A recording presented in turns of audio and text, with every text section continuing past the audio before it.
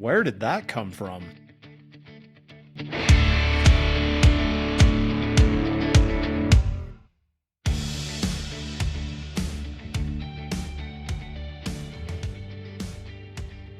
Coach Crandall, Yes, sir.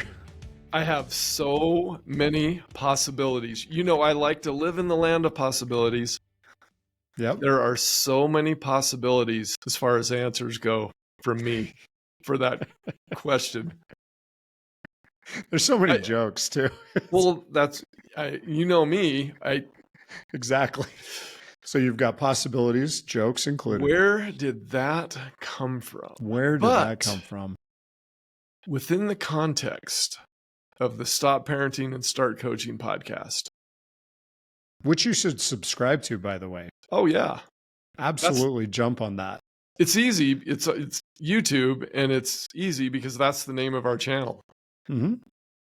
Easy to find, and we're consistently bringing these to you every week. So subscribe, and you can count on this coming your way. Every Monday. So back to that question, where did that come from? Well, have you ever been having that conversation with your kids about like they've done something and then they just come at you out of left field, some expectation or whatever? And oh, you just said the word. I think you said the E word. I did. Sorry. Which, oh man, when you get to the E word, I think of the A word. No, not that word. Okay. We are family people, and this is a family show. But I think this goes back to a few weeks ago. You made me take notes on another episode. I can't remember which one, but we were talking. You brought up the idea, or I brought up the idea. You probably brought up the idea of a silent contract. Yeah, a very interesting thing. And within silent contracts, we have all sorts of E's and A's, expectations and assumptions. Oh, yeah. Well, we all know about assumptions, right? That joke's as old as time. We know what assuming does. Assume. Yes. It takes. You break it into three parts. It makes you and me something. A farm animal. Mm-hmm. Yes. Yeah. Possibly a donkey. Yeah. Waffles. But yeah, those assumptions are so prevalent because we always fill in the blanks. One of my favorite John Gordon things that he talks about in several of his books is where there's a void in communication, negativity fills it. And assumptions tend to bend way more towards the negative side. But if there's a void in communication, if things aren't clearly communicated, we fill that blank with assumptions. We assume things. And often those assumptions are not accurate and they are not positive. Right. A telepathic chore list. Well, my mind immediately goes, hey, I'm assuming that you can see that the dishwasher needs unloading. Yeah. And that's where my mind goes to, like, I want so badly to be a good husband. And so I try really hard to read my wife's mind, and I have not been able to pull it off yet. And it's not just in those relationships, but we do this with our kids. Our kids do this with us, is that we just kind of expect everybody else to know what we want and what we expect of them. And so we run with assumptions instead of agreements. The better A word. Yeah, the better A word. And then those assumptions wreak havoc with our relationships. They make things messy, and it can be really tough, especially in the parent-child dynamic, especially with teen athletes and performers. And the silent contract is worse than a credit card contract, which I don't know if you've ever read one of those. But at least you know, at least you can see in all the billions of letters. When they say there is fine print, it is actually there. But in the silent contract, there is no print of any kind, fine or large. I need large print nowadays, by the way. I do too. My eyes are going sideways. That was not part of that. You know what exists, though, instead of the fine print? I think I know. I assume that you go ahead and say it. Is it It's guilt. Okay. Yeah. There's no fine print in those silent contracts, but man, guilt loves those things. Because we have this silent contract. And if I don't meet my end of the bargain, then whoever's on the other end is mad at me. And then I feel guilty because I made them mad because I didn't meet the assumptions. And they're just a train wreck. Silent contracts really wreak havoc with these relationships. Think about the poor mom that's like, you know what? 5 a.m. practice for eternity. I don't remember signing up for this. You must be talking about swimmers or drill teamers or no. It's a lot of sports do. I coached the freshman team one time, and our Saturday practices every Saturday were 5:30 a.m. That's because you're the freshman team. True, but varsity team was not practicing at that time. No, they weren't. They definitely were not. But the moms involved in that ended up having to do those 5:30 a.m. practice runs, and they didn't sign up for that. It becomes one of those assumptions, and those are just all over. Can I throw another A word at you? That's a huge deal with these. Well, before you throw the other A word, why do we continue to make these silent contracts? Because it takes time to talk about these things. It takes time to build a relationship and to connect and communicate. Yeah. And it's that extra effort, and it doesn't take a lot of time, but in our minds, we think it does. It's like, oh, I got to sit down and have a conversation with them about these, what our expectations are and what we agree to do. And we think it takes a lot of time, and we think it's going to be harder than it is. And so it's just that mental wall we have of this is going to be tough. And so we just roll with it. It might initially take some time, but if you were to create this as a habit, you would end up saving so much time, so much guilt. You can put the effort in on the front end or the back end. Exactly. We like to talk about preemptive strikes. And this is a next level preemptive strike. Yeah. If you're the parent of an athlete or performer, this is one of those skills that will really elevate not just your relationship, but your ability to empower and facilitate your son and daughter's success. Right. Speaking of preemptive strikes, you were about to hurl a missile. Another A word. What do you got? So the key A word for me in this whole thing is awareness.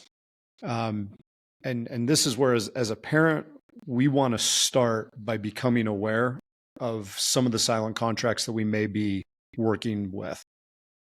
And I would love to just invite the parents, like right up front, think about your past and how you were raised. What were some of the silent contracts that existed between you and your parents?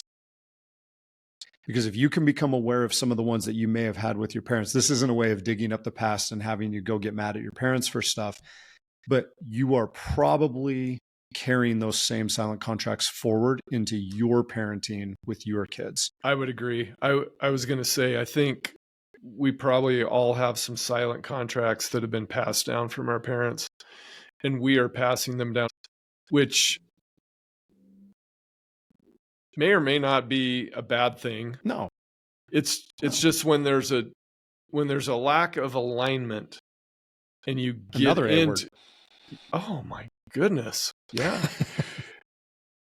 You get into this situation where it is so frustrating because you are assuming this should happen. There's probably a clause in the silent contract that's not written that's, oh, I should have said this, or I didn't know I was supposed to do that. Hence we get into some S words there. Should have and supposed to. Yep. And that's where the guilt comes from. We think about all these things that I should have done, and it's, agreements are a much better way to get. I think it would be great for spouses to ask each other about silent contracts that were passed down from their parents. I think that's a phenomenal idea. Talk about it with your spouse, because at that point you'll share the ones you have. Now it's like, okay, what are the silent contracts that we now have with our kids? And your partner becomes an incredibly valuable resource in, like, you guys can bounce ideas off each other, brainstorm together, and figure out, okay, what on our side, what do these look like? What would be some common situations? Thinking of teen parent performers. The like dance mom dilemma. It's, the mom not. You're calling out the dance moms. Well, Ooh. every sport could do this. I just kind of went with a buzzword there. Soccer mom, dance mom, exactly. football the dad. dad, all Sure. of the things. Yeah. The parent expects excellence. We expect the kids to get in there and love it and perform and all the things. We see the good in them, and so we carry this unwritten expectation in that they're gonna be great at it, and even maybe they are. But where it becomes a problem is you have some misalignment. So like the daughter that's in the dance, the mom's like, man, I expect you to excel. You got an opportunity to go get a college scholarship. And the daughter's like, I just love hanging out with these girls. It's a lot of fun for me. And so the mom brings a version of that contract to the table where she's like, I bring you here to these practices and we pay all this money and you should be using this as an opportunity to get a scholarship. And the kid brings the contract of, this is great. I'm having a good time with my friends. This is a lot of fun. And neither of them are wrong, but the misalignment creates an issue. The silent contract plays out and it ends up causing some friction. This is why we should be in a constant state of connection and communication, because you could have a young little dancer that over the period of several years, things change quite a bit. Okay. As far as her attitude, her love for dancing, how serious does she want to be? Maybe she does want to be a professional dancer. Maybe she wants to dance in college. And maybe as that changes, if you aren't constantly updating the contract, which sounds a little annoying to me, another A word. Because couldn't we just sign the contract when they're a fourth grader and just we're planning on being a college dancer changes. And then we just don't have to worry about it? No. But that's not going to be the case. No. But think about how much better you can equip, encourage, and empower your teen if you're on the same page with these things. If all they want to do is have fun and you're together on that page, you can facilitate them having as much fun as they possibly can. If they want to go as far as they possibly can with it, they want to be a high-level performer, high-level dancer, and you're on the same page, you can help them chase that. But it comes down to are you on the same page? So let's go through a few things to finish this up with how they could get on the same page. Yeah. We've got a good, I like these. Because you know me, Mr. Crandall. We are going to get practical. We are going to get practical. And by the way, I did want to shout out to ourselves. Can you do a shout out to yourself? Well, we just did. Guess we're doing a shout out to ourselves. We're nearing the 2-year mark of this podcast. Isn't that amazing? And I remember one day when we were wondering, let's see if we can go 8 episodes or whatever the most common quitting point is for the millions of dead podcasts that are out there. Anyway, coming up on 2 years. So, and you know what? I just realized too, I don't think that would happen if we were operating on silent contracts. I agree. We've kind of redone our contract. Adjust and adapt all the time. Yeah. So good job. Yeah. Thanks. 2 more A words. Yeah.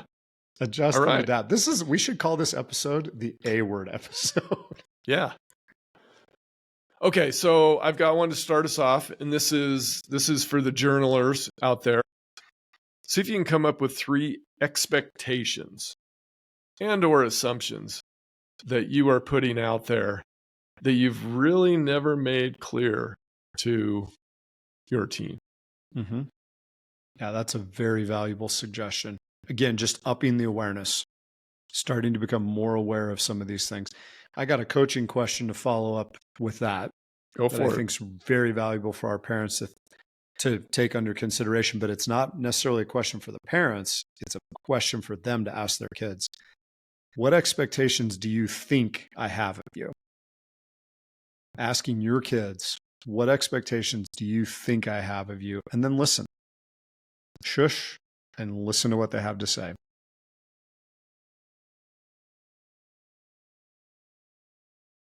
I was just letting the silence sink in.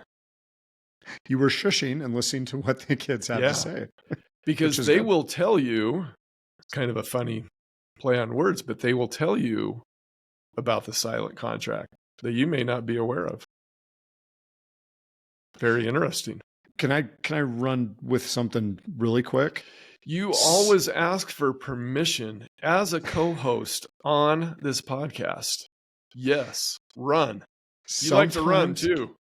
When our kids don't talk to us, when we ask them questions and we get that, and we've all had that experience with our teens, it could be a silent contract where they think that they're just supposed to listen to you, talk at them. And we are totally unaware of that. But sometimes our kids think that that's all we want them to do is listen and then try to do what we tell them to do. And so there could be an adjustment process. The first contract you may have to address is, listen, I ask you a question. I want to hear your answer. And I don't care if it's something that, like, if you're mad, you need to say whatever, but let the kids know I'm expecting you to answer, and you can expect me to listen to your response, even if it's mean to me. That may be the first silent contract you need to go after. Tangent done. That was a good tangent. Thanks. It was a great tangent, actually. I'm just going to put in a plug for the agreement generator and the communication ring and the QOC, which is a free tool that we want everybody to have, the question-only conversation. Those three tools, all in their own unique way, deal with this challenge that we have as parents of communicating well with our teens. And if you, like today, dealing with a situation at home, I needed a specific tool. I'm not going to go into it because this would be a bad tangent, Coach Crandall.